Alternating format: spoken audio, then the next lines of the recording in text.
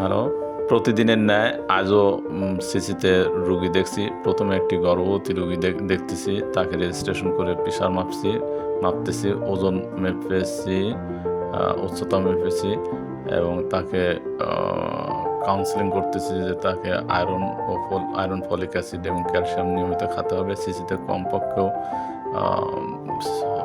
গর্ভ অবস্থায় কমপক্ষে 4 বার এনসি ভিজিটে আসতে হবে। টিটি ভ্যাকসিনের গুরুত্ব সম্পর্কে বর্ণনা করেছি। এছাড়াও তার ওজন বৃদ্ধির জন্য ঘন ঘন খাবার খাওয়ার পরামর্শ দিয়েছি। মাছ, মাংস, দুধ, ডিম, শাকসবজি, ফলমূল ছাড়াও বাড়তি খাবার খাওয়ার পরামর্শ দিয়েছি। এছাড়াও কোনো সমস্যা হলে যেন অবশ্যই সিসিতে দেখা করে। এরপর একটি শিশু নিয়ে আসছে। শিশুটা অত্যন্ত জটিল, তার জ্বর রয়েছে, পাশাপাশি তার শ্বাসকষ্ট রয়েছে, বেশ কয়েকদিন যাবৎ জ্বর। তাকে রেজিস্ট্রেশন করে তার গায়ের তাপমাত্রা মাপলাম। এছাড়া তার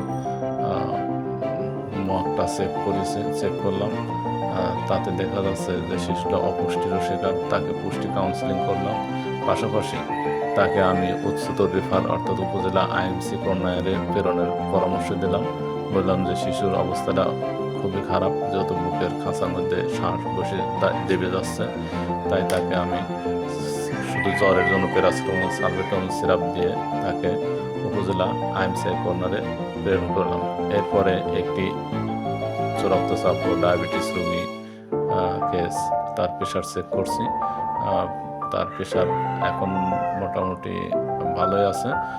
তাকে কিছু ওষুধ দিলাম, উচ্চ রক্তচাপ এবং ডায়াবেটিসের ওষুধ, বইয়ের তারিখ দেওয়া ওষুধগুলো দিলাম।